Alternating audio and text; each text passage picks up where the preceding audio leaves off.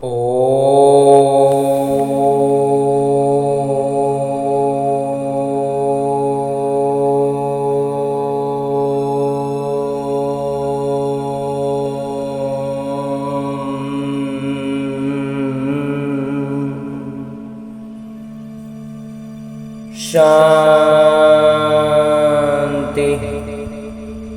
ओम शांति। बाबा बाबा ओम शांति। आज 1 अगस्त 2023 की मुरली है। बाबा कह रहे, मीठे बच्चे, माया की पीड़ा से बचने के लिए बाबा की शरण में आ जाओ। ईश्वर की शरण में आने से 21 जन्म के लिए माया के बंधन से छूट जाएंगे। और आगे मेरे बाबा प्रश्न पूछ रहे हैं कि तुम बच्चे किस पुरुषार्थ से मंदिर लायक पूजनीय बन जाते हो। उत्तर बतलाते हैं मेरे बाबा, मंदिर लायक पूजनीय बनने के लिए भूतों से बचने का पुरुषार्थ करो। कभी भी किसी भूत की प्रवेशता नहीं होनी चाहिए। जब किसी में भूत देखो, कोई क्रोध करता है या मोह के वश हो जाता है तो उससे किनारा कर लो। पवित्र रहने की स्वयं से प्रतिज्ञा करो। सच्ची सच्ची राखी बांधो। और गीत है, तुमको पुकारने को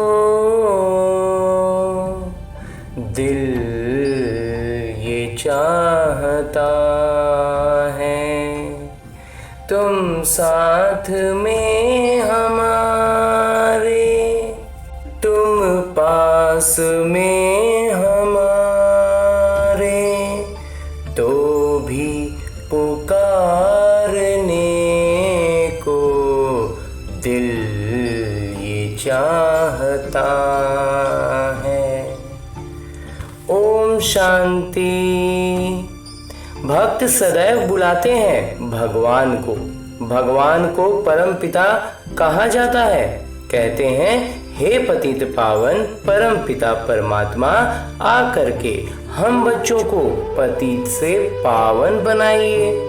तो जरूर सपतित ठहरे, क्योंकि रावण का राज्य है। 5 विकार सर्वव्यापी हैं। ऐसे नहीं कि सतयुग में भी 5 विकार सर्वव्यापक हैं। नहीं, उनको तो कहा जाता है संपूर्ण निर्विकारी दुनिया। तो ये है संपूर्ण विकारी दुनिया। भारत संपूर्ण निर्विकारी था, ये भूल गए, ये इस बात को ही भूल गए हैं। तो मंदिरों में जाकर देवताओं की उपमा भी करते हैं कि आप सर्वगुण संपन्न संपूर्ण निर्विकारी हो। यहाँ संपूर्ण विकारी हैं, इसलिए बाबा को बुलाते हैं। बाबा आकर संपूर्ण विकारियों को शरण में लेते हैं। शरणागति होती है ना।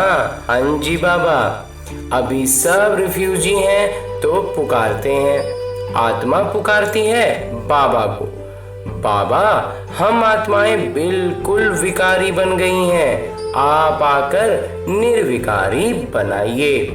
एक दूसरे को मारते रहते हैं, इसलिए इन्हों को दैत्य राक्षस डेविल भी कहा जाता है। भारत डीटी वर्ल्ड था।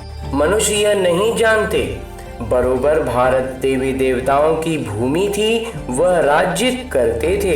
देवी देवताएं राज्य करते थे, परंतु आधा कल्प से माया ने धीरे धीरे करके बिल्कुल ही पतित बना दिया है। इसलिए कहते हैं कि अब हम पतितों को आकर शरण लो, अपनी शरण में हमें ले लो।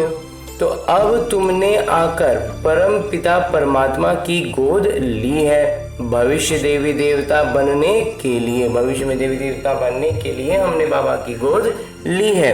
ये है ईश्वरीय परम पिता परमात्मा की मिशन, पतित को पावन अथवा कांटों को फूल बनाने का मिशन है। बच्चों का व्यवसाय ही है परम पिता परमात्मा की मत पर कांटों को फूल बनाना। नरकवासियों को स्वर्गवासी बनाना।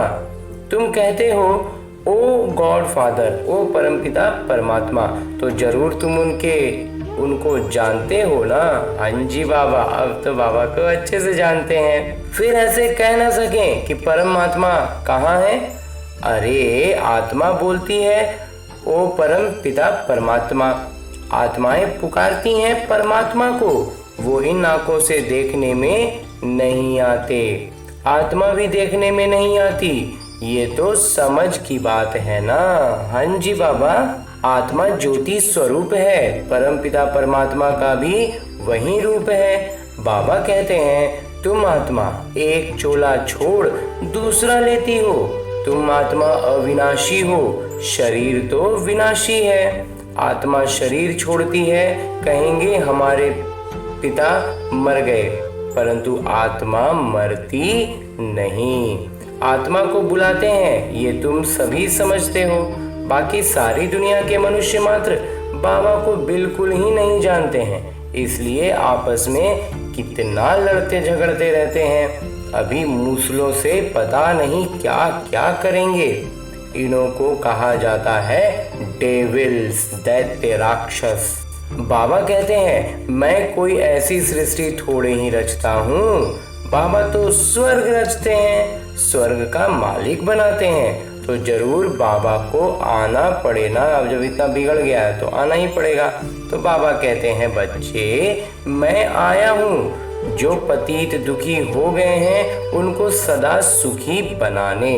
वहाँ कोई ऐसे नहीं कहेंगे कि पतित पावन आइए या ओ गॉड फादर रहम करो, ऐसे कभी बुलाते नहीं हैं, क्योंकि है ही सुखी। दुख में सभी याद करते हैं, जब दुख पड़ता है तब बाबा की याद आने शुरू होती है। आत्मा ही याद करती है, शरीर के साथ सुख दुख होता है, शरीर नहीं है तो आत्मा सुख दुख से न्यारी है। बाबा कहते हैं मैं इनमें प्रवेश कर इनका नाम ब्रह्मा रखता हूँ।